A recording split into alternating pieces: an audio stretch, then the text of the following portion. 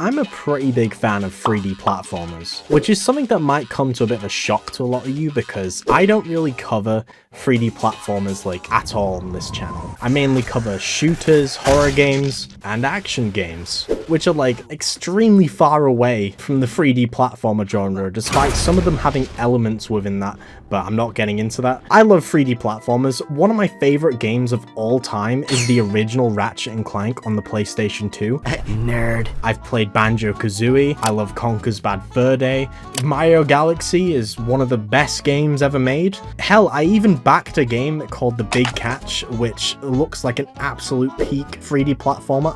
I'm so excited for that to come out. One game I didn't fund on Kickstarter back in the day was Yooka-Laylee, which is probably one of the most infamous Kickstarter games, just behind Mighty No. 9. And that's because it wasn't very good. And that's coming from someone who pre-ordered it back in the day. When it came out and I played it, I tried telling myself that I liked it. I tried telling myself that I was enjoying it. I put 17 hours into it and I never finished it. Never went back to it. It just sat in my library slowly collecting dust. So if you don't already know, it's made by ex-rareware developers, you know, the people behind Banjo Kazooie. And it is blatantly obvious they made that game because Yooka-Laylee it's not subtle when it comes to the similar design elements of Banjo Kazooie. You know, you go into different open areas with a specific collectible you need to get, that being these horrific looking page things with little dinky eyes that stare into your soul. And even characters talking, they spoke the same way as they did on Banjo Kazooie. But that wasn't the problem with the game. The problem was it just wasn't very good. It controlled horribly, which is what you don't want for a 3D platformer.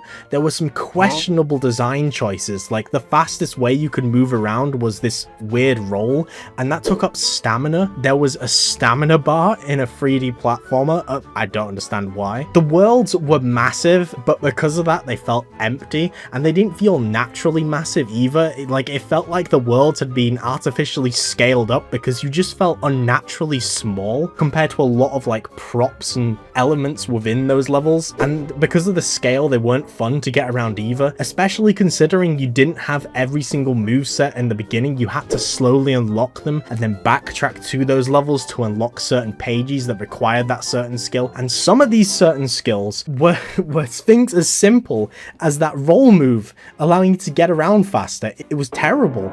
It wasn't terrible. It was okay. It was painfully average. That was the problem. And it also had these weird quiz sections because there was a quiz at the end of one of the Banjo Kazooie games, except you had to do this one multiple times and you got asked questions like what the color of this fucking duck's balls were. So yeah, I wasn't that huge on Yooka-Laylee and I never gave my proper opinion on it, which is why I decided to do it now, because not too long ago Yooka-Replaylee was announced, which was a complete overhaul of Yooka-Laylee, and you know, seeing this I was pretty interested because I had a lot of high hopes for Yooka-Laylee, and this seemed like a huge improvement over everything wrong with that game. And I got given early access to the game to try it for myself, and I can safely confirm this is the game we should have got in 2017. No question about it. This is the real Yooka-Laylee. The one before, that was just a fever dream. They accidentally released the game too early. That's what that is. They couldn't take it back at that point because they'd have to refund everyone. Yooka-Replaylee isn't just a simple remake. It basically fixes almost every issue,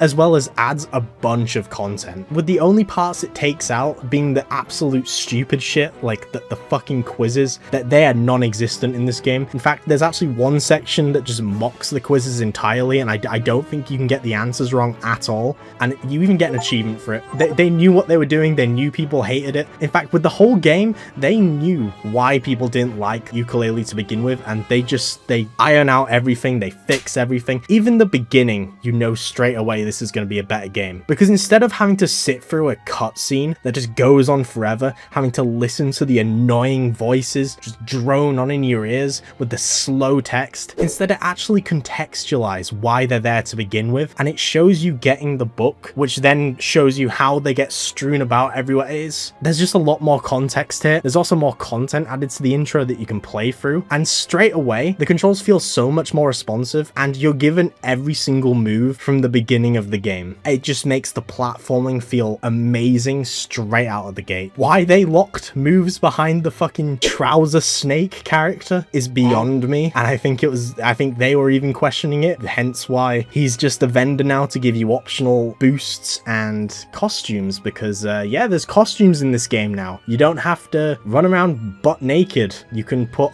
googly eyes on him and pants. You can finally have pants. The googly eyes are kind of terrifying, actually.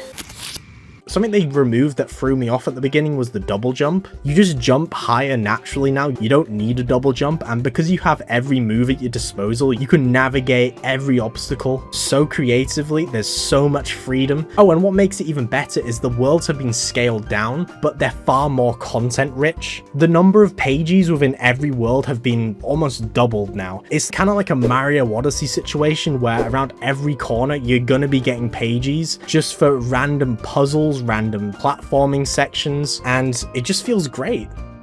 There's even more new collectibles now, like pagey pieces and coins. Coins have been added to the game, and they're everywhere. They're strewn around everywhere. They respawn, and you can also use these coins on tonics, which are kind of like modifiers, allowing you to make challenge runs. Like, you can put fall damage into the game optionally now, which was something that was in the original to begin with. Why they put fall damage in a 3D platformer is absolutely beyond me. It's a strange fucking decision. There's also visual tonics, like this one, which is just pixel vomit. I don't know what's going on here. This is hurting my eyes. And you can turn it into Borderlands as well. Shameless plug. Oh, and to amplify these worlds even more, there's fast travel points now. So not only are they easier to get around, you can cancel out even more time finding collectibles by literally just opening up the map and fast traveling. Thank you. Why wasn't this in the original game? I distinctly remember hating the casino world and the snowy world because they were just so boring to get around. They were so tedious, they were so empty, just completely barren. And now, because they've been scaled down and there's more in them, they're two of my favorites. It's done a complete full 180 on itself. Oh, and I also really like the Rextro arcade. Rextro was this like old-fashioned retro dinosaur that had arcade machines letting you play these mini games, and they were horrible in the original. They were these gimmicky, shitty sections that controlled like shit, and I hated them. But now they're like these unique level-based, not platformer, but like, the best thing I can compare it to is like Captain Toad, where I can definitely see this being its own little spin-off game in the future if they fleshed it out a bit more, because these are far more enjoyable and unique and interesting to go through. So whenever I saw Rextro, instead of feeling immense dread and hatred and a burning passion to want to just punch him in the face, I'd be filled with joy and intrigue, wondering what theming the next Rextro level would have. They also completely overhauled and fixed those fuck-ass minecart sections. I actually get excited seeing them now.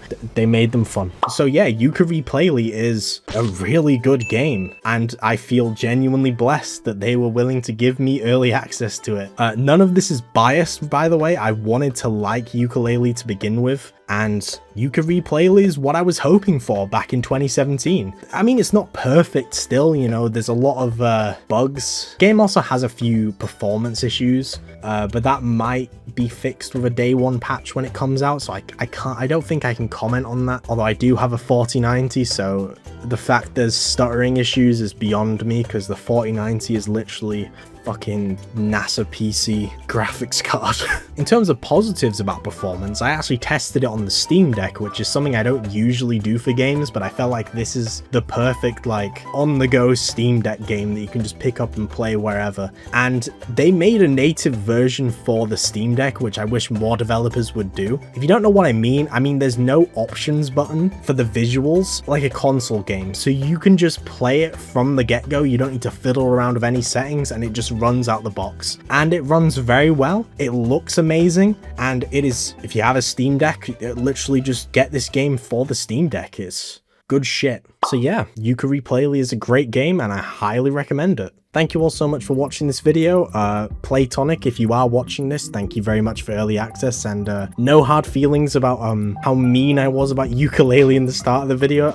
I'm sorry if I hurt your guys' feelings. You did an amazing job with this game though, so give yourself props. Now, if you enjoyed this video, then let me know what you liked about it, what could be improved, and what you didn't like about it. Also, if you want to help support the channel, then maybe consider checking out my Patreon. But yeah, thank you all so much for watching, and I'll see you all in the next one.